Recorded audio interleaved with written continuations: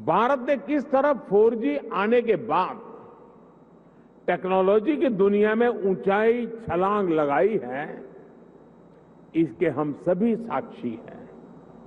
भारत के नागरिकों को जब टेक्नोलॉजी के समान अवसर मिल जाते हैं तो दुनिया में उन्हें कोई पछाड़ नहीं सकता। इसलिए आज जब भारत में 5G का लॉन्च हो रहा है तो मैं बहुत विश्वास से भरा हुआ हूं दोस्तों। मैं दूर का देख पा रहा हूं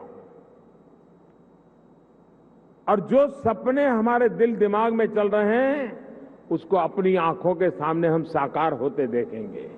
हमारे बाद वाली पीढ़ी देखेगी, ऐसा काम होने वाला नहीं है, हम ही हमारे आंखों के सामने देखने वाले हैं। ये एक सुखद संयोग है कि कुछ सप्ताह पहले ही भारत विश्व की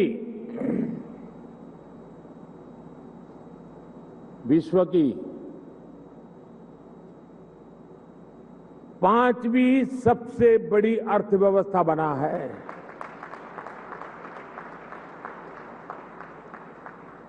और इसलिए ये अवसर है हमारे युवाओं के लिए जो 5G टेक्नोलॉजी की मदद से दुनिया भर का ध्यान खींचने वाले इनोवेशंस कर सकते हैं।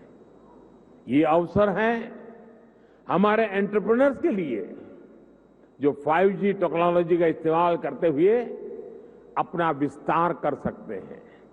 ये अवसर है भारत के सामान्य मानवी के लिए जो इस टेक्नोलॉजी का इस्तेमाल करते हुए अपनी स्किल्स को सुधार सकता है, अपस्किल्स कर सकता है, रीस्किल्स कर सकता है, अपने आइडियाज को सच्चाई में बदल सकता है।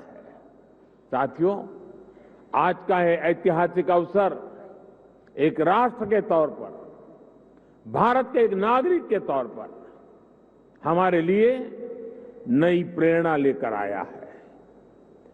क्यों ना हम इस 5G टेक्नोलॉजी का उपयोग करके भारत के विकास को अभूतपूर्व गति दें। क्यों ना हम इस 5G टेक्नोलॉजी का इस्तेमाल करके अपनी अर्थव्यवस्था को बहुत तेजी से विस्तार दें। क्यों ना हम इस 5G टेक्नोलॉजी का इस्तेमाल करके अपनी प्रोडक्टिविटी में रिकॉर्ड वृद्धि करें। साथियों, इन सवालों में हर भारतीय के लिए एक अवसर है, एक चुनौती है, एक सपना है और एक संकल्प भी है। मुझे पता है कि आज 5G की इस लॉन्चिंग को जो वर्ग सबसे ज्यादा उत्साह से देख रहा है वो मेरा युवा साथी है, मेरे देश की युवा पीढ़ी है। हमारी टेलीकॉम इंडस्ट्री के लिए भी कितने ही बड़े अवसर इंतजार कर रहे हैं। रोजगार के कितने ही नए अवसर बनने जा रहे हैं।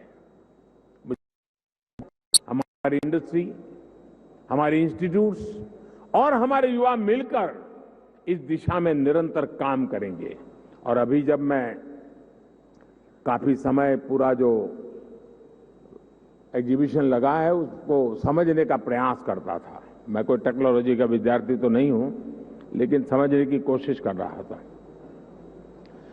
ये देख करके मुझे लगा है कि मैं सरकार में तो सूचना करने वाला हूं कि हमारी सरकार के सभी विभाग, उसके सारे अधिकारी जरा देखें कहां कहां इसका उपयोग हो सकता है, ताकि सरकार की नीतियों में भी इसका असर नजर आना चाहिए।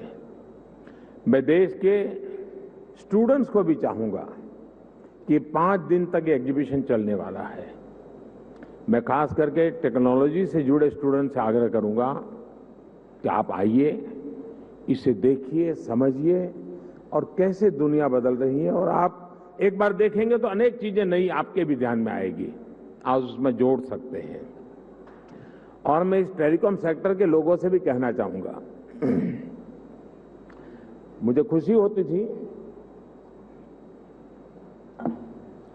जिस स्टॉल में मैं गया, हर कोई कहता था ये इंडिजीनियस है, ये आत्मनिर्भर है, ये हमने बनाया है।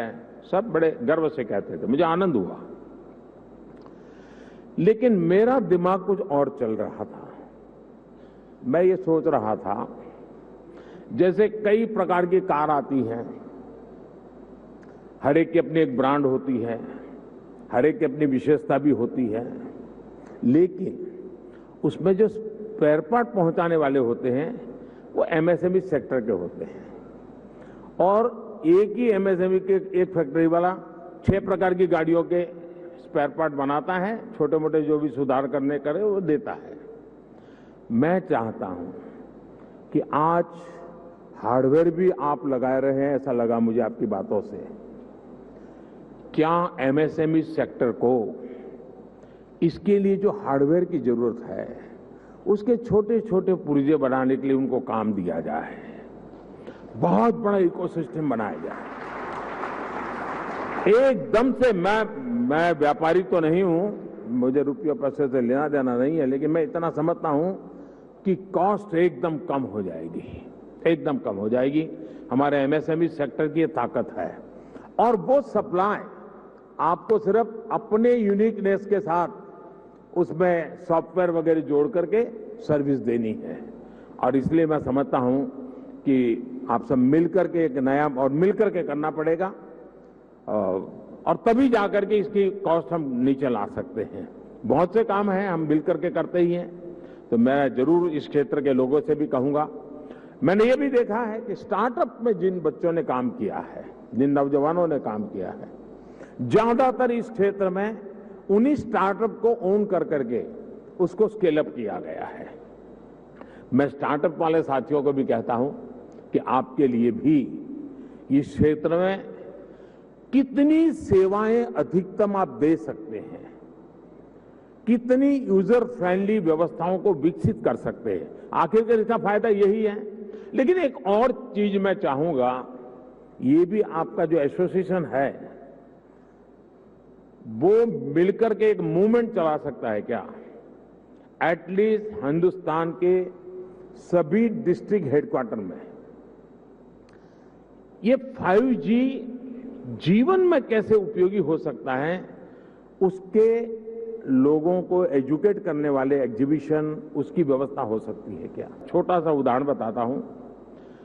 हमारे देश में 24 घंटे बिजली, ये सपना था। मैं गुजरात में जब था तो मैंने एक योजना बनाई, ज्योति ग्राम योजना, और मेरा सपना था कि मैं गुजरात के हर घर में 24/7 बिजली दूंगा। अब मेरे सारे अफसर कहते थे साहब संभव ही नहीं है, ये तो हम कर ही नहीं सकते हैं। तो मैंने एक सिंपल सी सॉल्यूशन दिया था। मैंने कहा हम एग्रीकल्चर फीडर अलग कर दें, डोमेस्टिक फीडर अलग कर दें, और फिर उस काम को किया। और एक एक जिले को पकड़ करके काम पूरा करता था। बाकी जगह पे चलता था, लेकिन एक काम पूरा करो। फिर उस जिले का बड़ा समिट करता था, 2.5-3 लाख लोग आते थे, क्योंकि 24 घंटे बिजली मिलना एक बड़ा आनंद उत्सव का समय था। वो 2003, 4, 5 का कालखंड था।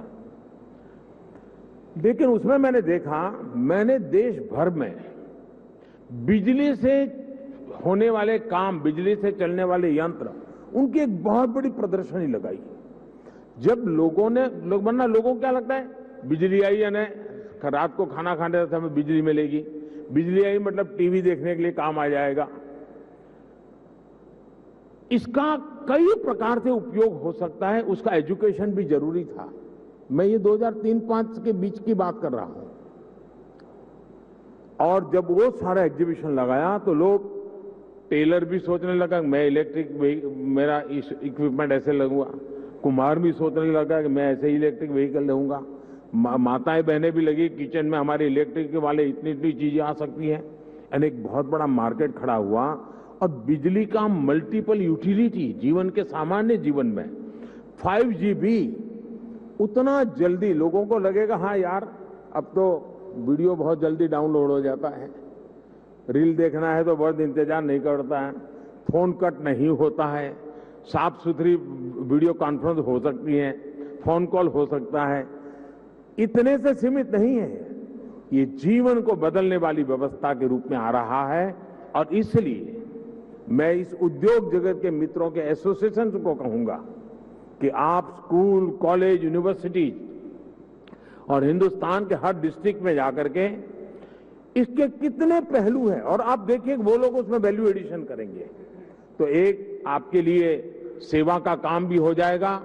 और मैं चाहूंगा कि इस टेक्नोलॉजी जीवन में सिर्फ बातचीत करने के लिए या कुछ वीडियो देखने के लिए सीमित नहीं रहनी चाहिए। ये पूरी तरह एक क्रांति लाने के लिए उपयोग होना चाहिए और हमें 130 करोड़ देशवासियों तक एक बार पहुंचना है, बाद में तो वो पहुंचा देगा, आप देख लीजिए, आपको टाइम नहीं लगेगा।